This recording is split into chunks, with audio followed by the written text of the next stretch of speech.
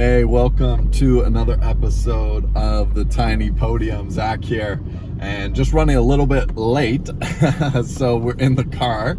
Have to do the intro right now. And yeah, we got Victor on the podcast today. I'm really excited about Victor, fan favorite, one of our favorite pastors. So, like normal, Victor, he went on and on. He just rambled. So we actually got 2 episodes. We're going to split this episode in half, part 1, part 2. So we got part 1 coming out right now, and we talk about money, we talk about relationships, talk about all that good stuff. And then in 2 weeks from now, we got part 2 coming, and I'm excited. So I just want to thank you guys so much for all the love that you showed in the comments and the likes and sharing it around. It's been really cool, and we're going to keep going. But if you're watching and you like this at all, if this is good content for you, if you've enjoyed the conversations, do me a favor, hit the like button, leave a comment. What do you want us to talk about? Who do you want on the show? I'd love to hear from you, and it's been a fun ride. So let's get into the episode with Victor. Why don't you start it off? You're like a sorcerer. You're always like got tricks and little sneaky things up your sleeves. You're trying to. No, it's too much pressure. Welcome to the Tiny Podium. I guess I could have done that.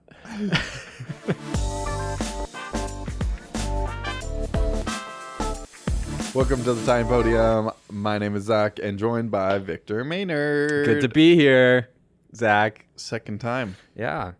That's a good feeling, knowing you're getting invited back. I think I want to make something clear, is that a lot of people we've gotten some feedback over the past couple episodes. We're starting to get some momentum. Me feedback on like comments, or like how do you get feedback? You get emails? Nobody emails me. Right. That's comments, right. People talking, that's pretty much it. So you and Jesse talking. That's okay. Just want to clarify. Sorry. Don't want to ruin your moment. Okay. Tell us the feedback. Well, one thing I want to make clear is that like the vision for this is not just like an interview style show, right? With me interviewing with you. Like, I think that's kind of the goal is that you'd kind of become part of a co-host, part of the gang. Michael might become a co-host, maybe Chris. We'll just see who kind of formulates, and then we hope to have other guests on. I like it. And your second time, you're the. I feel like a veteran. You're in the first running spot. Am I the only person that's gone twice? Well, if this episode makes it out. Right. Okay, time will tell. Okay, all right. Feeling nervous, but let's go for it. Well, you've definitely done the most episodes. Because there's quite a few on the... We did a couple practice somewhere runs on the cutting room floor. Yeah, that's okay. We didn't quite make them, but... So, Victor, you feel good? Yeah, I'm feeling great. It's kind of we were talking before, might be a little silly episode because it's Thursday afternoon. We're running on fumes. This is the last thing. Like, does Thursday? Because you work Sunday to Thursday. So Thursday. 3:00 on Thursday. That's 3:00 on Friday. Yes. The translation to most people. Thank you.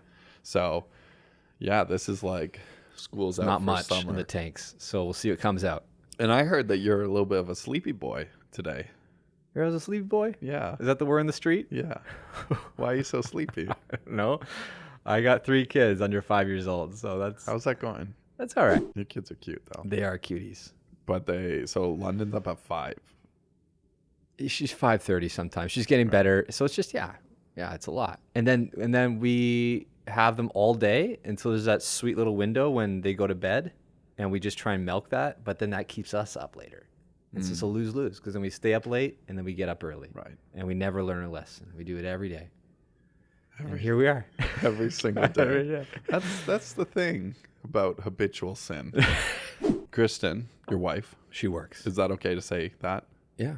It's okay to make that public. That she's my wife? Yeah. Yes. And she works at Village. That's correct. I want to get into that a little bit later. But sure. So Fridays, you don't work. She does work. So you have the kids all day. Yeah. What's that day like for you? Yeah. That crazy? Lots of TV. Okay. So Kristen works on staff here at Village. She's worked here for she's worked here before me. You. Yeah. She got me the job. I think Oh, that's how it happened. Yes. I'm not even kidding. She was my way in. She worked as a receptionist, moved into guest services, did like our first golf tournament, like pretty much by herself. which was awesome. And then I was in seminary finishing up, and I was trying to like just kind of hang around the office, like, hey, I'm here. I want to get a job. And I remember they're kind of humming and hawing about me. They weren't sure about me. And then I pretty much gave them an ultimatum, like, hey, I've gotten a couple offers at different churches. And by the way, I'm taking my wife with me. I am married to her. Was that true? And that was literally the line I told Mark. And then within a week, they threw something on the table. But did you actually have job offers? Yes. Oh, that part. Yes. Actually, I had two. Wow. Yeah. Those churches missed out. Sure did. Wait, were they churches Yes. or was it just like Starbucks? McDonald's was offering me, Starbucks. They did follow-up meetings with me. I was done. You just said I have two job offers. You didn't say where.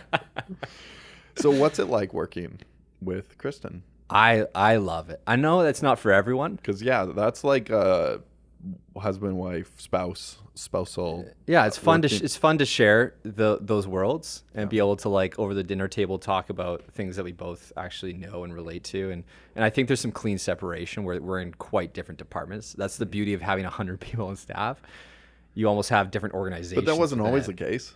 When you first joined, she was, what was your guest services? And you came on as to start.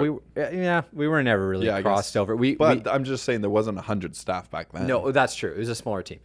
There was conversation around like what it would look like if she was on the Surrey team, and then she just laughed at the idea because like that's fair. If I was your boss, that would probably destroy our marriage. Yeah, it wouldn't go well. We don't think we allow that here. I don't think so either. I don't think we do that.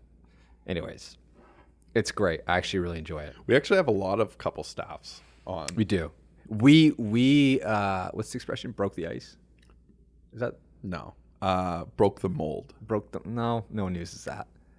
When you start something. Oh, like trendsetter. Maybe we're trend setting. Couples in ministry together. No. At Village. I don't think it was a thing. You started the trend of, and then more like, if Victor and Kristen can do it, we can do it. Yes, exactly. Okay, that's everyone's conversation. They did it. We should do it too. Let's name all the couples on staff. Boring. I want to do it, and then we can put their pictures up. So and then we'll cut it later. How many? Ryan and Sarah. Well, Sarah's on maternity leave. Right. But are we talking about past or like Daniel and? No, just right now. Okay, then I don't know. There's a few. Come on, Victor. Well, Colin and Kelly. Colin Kelly on the Surrey team. Yeah, that's big. Picture. There's another one. Think. That's not coming to me. I feel like only staff watch this, and I feel bad. Only staff? No staff watch this. I've asked every staff, hey, what do you think? I've asked them. We didn't get the views like, up. I haven't watched I don't watch that. Nobody cares about this. Greg. Oh, right. And Marlene. That should be illegal. And so you guys, Colin Kelly, Sarah Ryan, Greg and Marlene. I think there's another one. That's probably it. And who's the person on that from that list that we like the least? Let's say it on good 3. Question. 1, 2, 3. Greg. Come on. No. You go down. Okay. Here's the person we like the most. Okay. 1, 2, 3. Marlene. Kristen. Okay. So you talked about hobbies. No, I talked about hobbies. Hobbies. No one cares about hobbies. I don't have time for hobbies. Yeah, I want to talk about that. Okay. You don't have time for hobbies? What have been your hobbies throughout your lifetime? What have been some things that you enjoy to do? Even if you're not doing them right now. I don't know. It's like lame things. Like I really enjoy, we relate to this on like movies. It's not really a hobby, but it's an interest. We like watching movies. Yeah, we like talking about movies and like get into the nitty gritty and like why that worked, why it didn't, why this was like high rating, why it wasn't. Okay. What else? I don't know. I used to really be into drawing and really pretty much anything. Really? Yeah. Like when I was like 18. Do you have some of those drawings? I probably could find them somewhere. So like, if you find them, we can put them up. There. We gotta send them to us. Shoot. Right. Okay. I gotta live up. Yeah. I was gonna go into animation before ministry. That was the game plan all throughout high school. I think you told me that, and I did. just don't believe I you. shared my testimony, and I just don't believe that you like. I have to see you draw. you don't see me as that type. You look at me and you don't see me like in a studio. Yeah, doing Pixar stuff. Pixar was like the goal. That was think like the because golden... like I see you as what do you see me not as? as like not creative, but I just see you as like more type A, like manager, logical. So like that doesn't really like that's not creative. I'm not like airy fairy, inconsistent, or like just like. I've never seen you. Well, that the job demands it, so that's you got to evolve. So you're okay with no creativity. Like Berkman, you want to join the comms team? No. Do some graphic designing? Maybe, yeah. We actually would like to start animations on this podcast. Do you think you could help with that? Yeah, I don't know if I'd dedicate time to that, but it's kind of a return on investment. It'd be fun. Well, you could animate things on you. Right. Like you could have like a sword all episode. That'd be sweet. That'd be worth whatever my you time. want. Right. No, on the Berkman. Oh yeah, I'm all blue. Which is creative. So like usually you have 3, indicators Right. between the blue, the red, the yellow, and green. So blue is very creative, prototype, like thinking of an abstract, conceptual. Right. Green being like persuasion, people oriented. You can sell ideas. Yeah. Red being execute. Let's stop talking about it and get it done. And then yellow like managing, administrative, more logistics. Right. Do you know what I am? I'm gonna guess you are red and green. I'm all green. Okay. Yeah, I'm all blue. Guess we can't be friends. No. I am like 7 years older than you?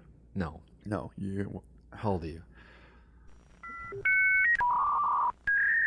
So hobbies. So Right. you movies, drawing, Yeah. anything else? That's kind of it. I don't know.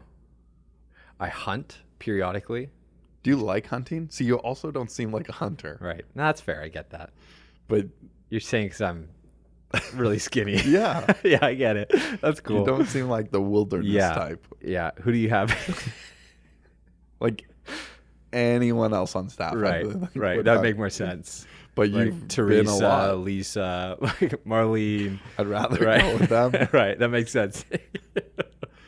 I'd feel safer with them than you. I grew up in a hunting family, and so I've gone periodically. I don't go like And do you, all the time. so we've talked about like controversial, not Right. controversial, and we've. Yeah, some people would have issue with hunting. I get it. And what would you say to those I get people? it. Let them have it. Let them have it. I get that. But you're eating meat that was killed by some factory. Those There poor, is cute something. little deers. That's that right. You're just jump stabbing. Yeah, that's what I do. It helps with actually helps with the ecosystem of like how they manage like migration. Also, anyways, I don't really know the data, but I am not making it up. Okay, so hunting's good. Hunting's good. There for you. is something sacred about taking an animal's life. There is an intense moment there that I don't think is like nonchalant, and like there is a weird connection to the animal in that moment.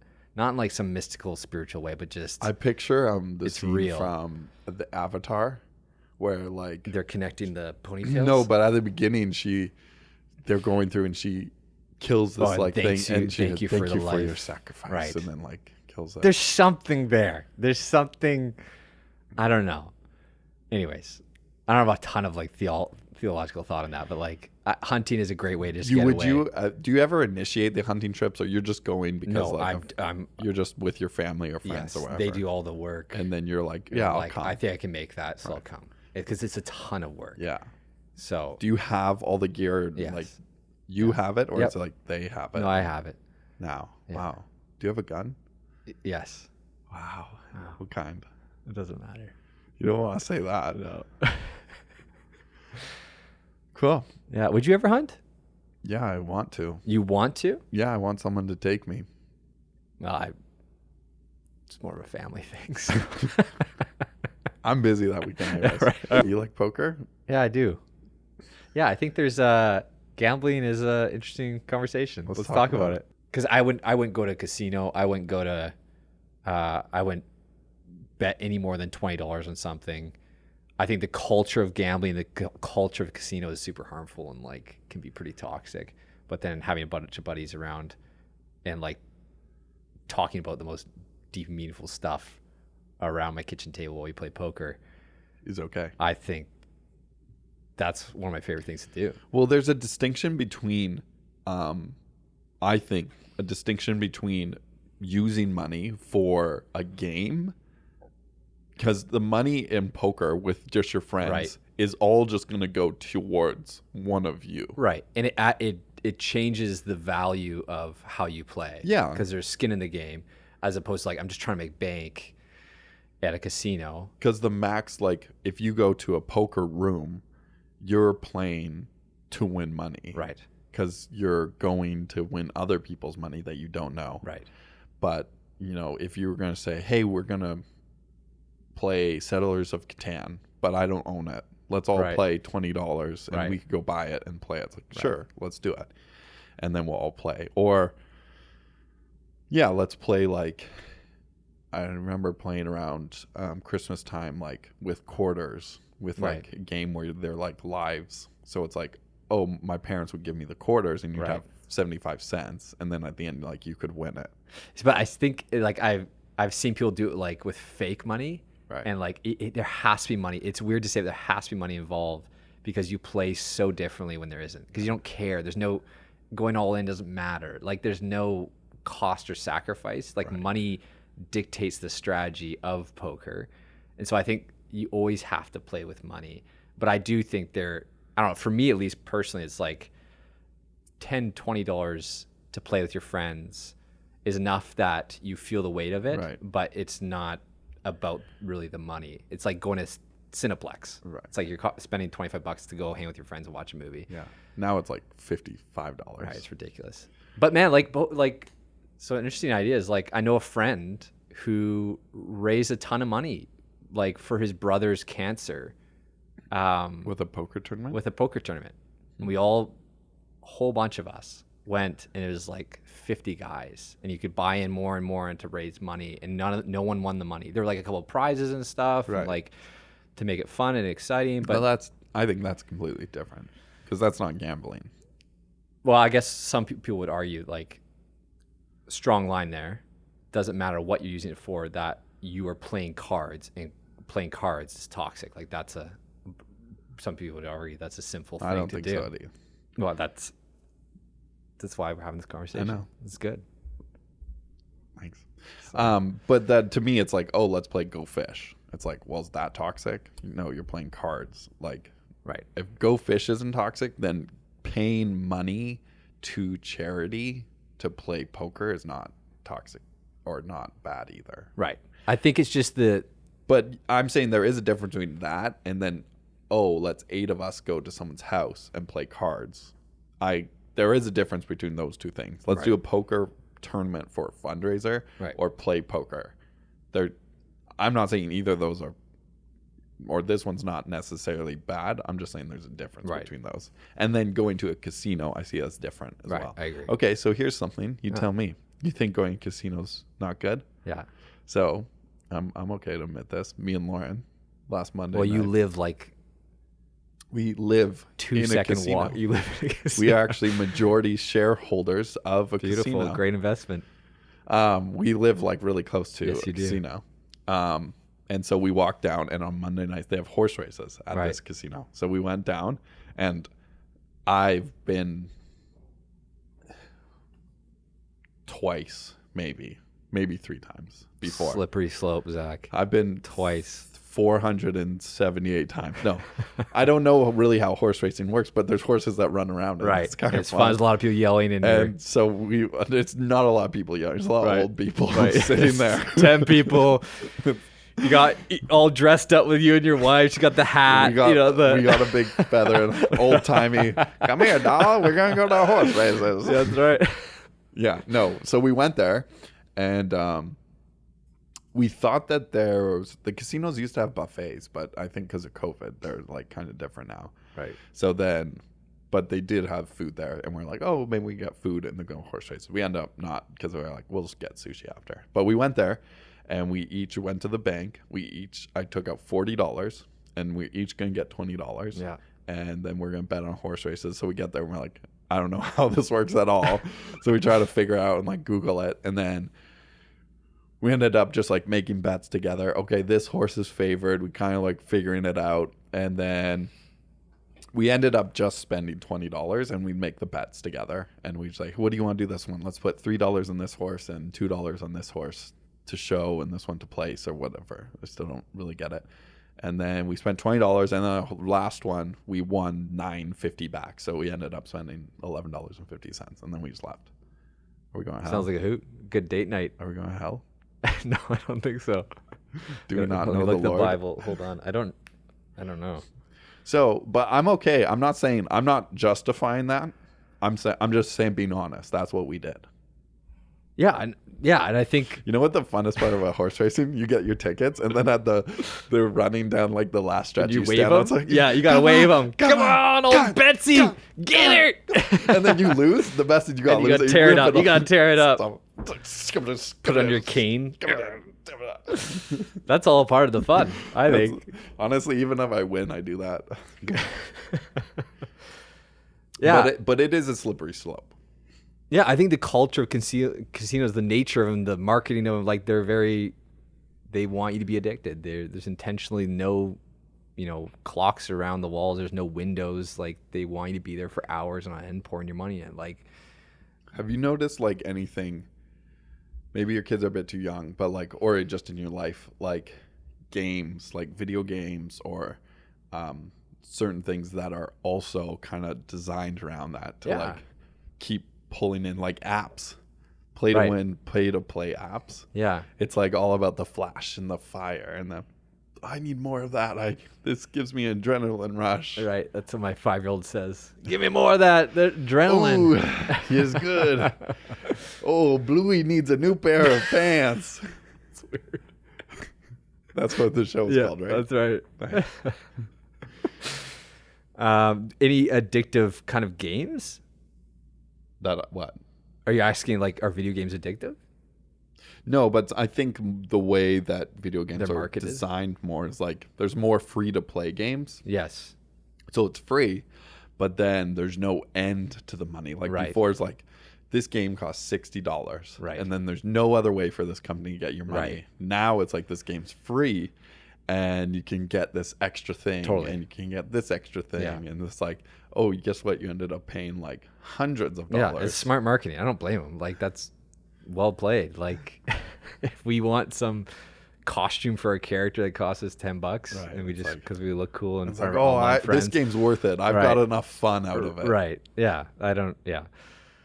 Yeah. Do you buy scratchy tickets ever? No, never bought a scratchy ticket. This never is like ever- confession time. never You're, ever you're bought- looking for confessions. I play poker with a bunch of friends, and that's like a great kind of guides night for us to talk about meaningful things. Do you think there's a limit on the money? Like if I was like, Victor, come over, we're gonna play for $200. Yeah, I pass because I'd probably lose, number one, and just because I have a limit in my head of just like I feel like 50, it doesn't matter 50, 100. where I feel like it's like I'm trying to make money, and I'm like that's not why I'm here, and that gets into the But slippery $20, slope for me. Yep, 10 guys, Totally. $200. totally. Does that like spark your I want to win the game if that's what you're asking. $20? Yes. 200. What if like it was 200 1,000? more than two? No, I'd never play a game for 1,000. But if you had 20 guys, Yes, I guess so. But if it's like 10 guys and then With $100, $50. then no. There's a limit in my head that I choose not to cross. how do you find that conviction? How can like if somebody's watching, it's like, oh, I've had that thought, but like, how do you find your conviction? Just in general, or Yeah, like like personally, if you have tips to like, how do you know when something becomes too much? I think you just gotta be brutally honest with your motivations. So it's like if the slippery slope for gambling, I think, is when I'm in it to actually make money. It's like the desire why I'm showing up is like I think I can make more, and I've captured this dream of like, oh, what if I had this much? And what if I had this much? And what if I had this much? Right. And it's like that's the slippery slope. So it's like if I walk away with this little lump sum of money, it doesn't really change, doesn't like excite me anymore. It was just more fun to hang out with the guys. Right. So that's a number in my head. So when you reach that number, you can feel yourself going, ooh, I don't care. The money becomes more important than the hang. Yeah, and I'm frustrated if I lost, or I'm like really overly excited if I won. And I'm like, oh, then my heart is clung to the money. And then it's not really about a game anymore. Right. It's about greed. And so I know my heart moves there, but Right. I have to be just brutally honest with myself. And so I've, not that it's a formula at all, just like, I feel like this number is kind of where I gauge where it moves. I think that's super helpful. Like even just that principle for other areas of our life. Like when the feeling, okay, what is the bad feeling? Well, extreme would be over here. Like obviously extreme gambling is like I'm spending every single dollar and second I have doing this to try to make money, to try to turn my life around so I can buy whatever I want. I can live like whatever I want. I think majority of us be like, that's unhealthy. Yeah. The extreme is like, I never gamble. Right. You know, I don't even gamble. I don't drive too fast because that's a gamble. I might get a speeding ticket. Right. Like, okay, those extremes, what's the heart motive? And then you working it back and figuring out for your heart where that line is for you.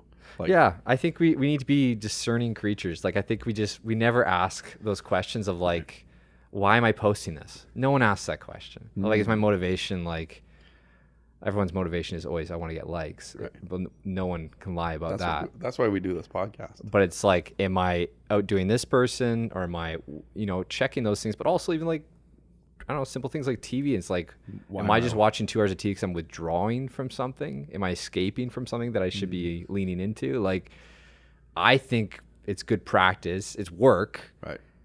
To constantly be doing inventory and like, Right. and not to fall into legalism of like, I ergo never do these things. Like, I think there's a balance, but I think we actually are more the other way, where we never even check. We never even think. We never ask the hard questions of what's going on in our heart. Do you think it's okay to have some drugs of choice? Like, so this is like freedom session. Just some vices to it's get like, through the day? Yeah.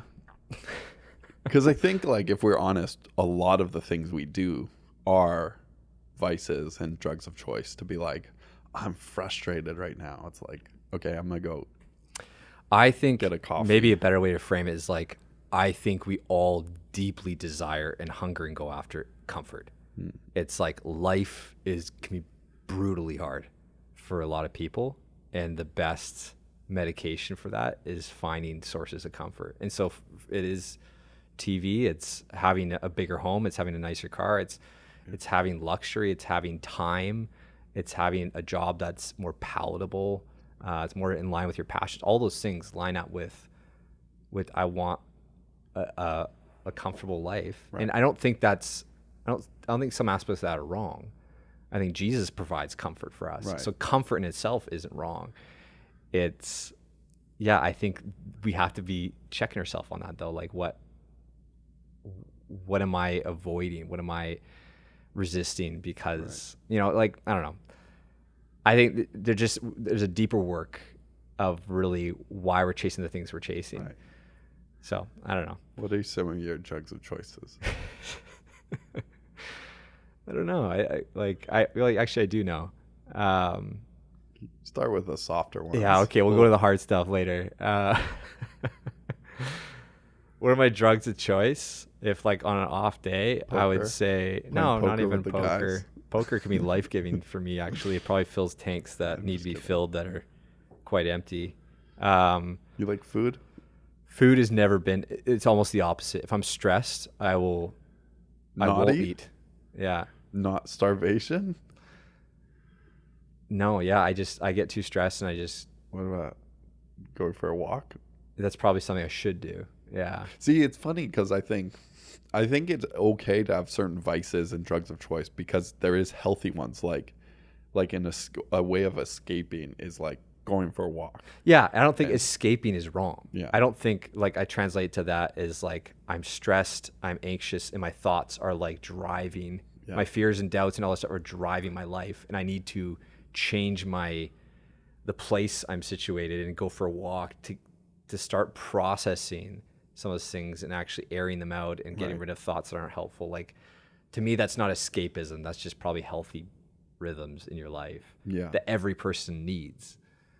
So it's like, whether that be walking, going for runs, like hitting the gym, or it's not exercise. It's like just journaling, reading, just fiction that has nothing to do with your job. Like, do you think certain things, like the ones that you just listed, are generally good, but obviously those could also become bad or unhealthy? I'll use healthier and less healthy. Someone could just read all the time. Yeah, of course. Yeah, like. But do you think generally each vice or drug of choice or whatever we are using is kind of more on one side or more on the other side? Like going for a walk, probably generally a healthier thing to do. Yes. Reading.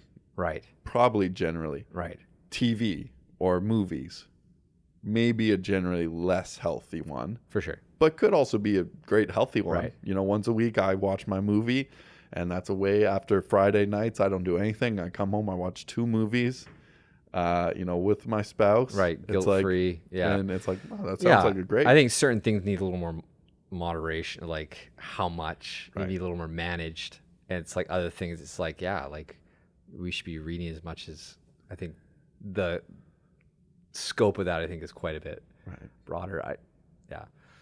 I like food. Just eat a ton of it then. I don't know. Food's one of mine.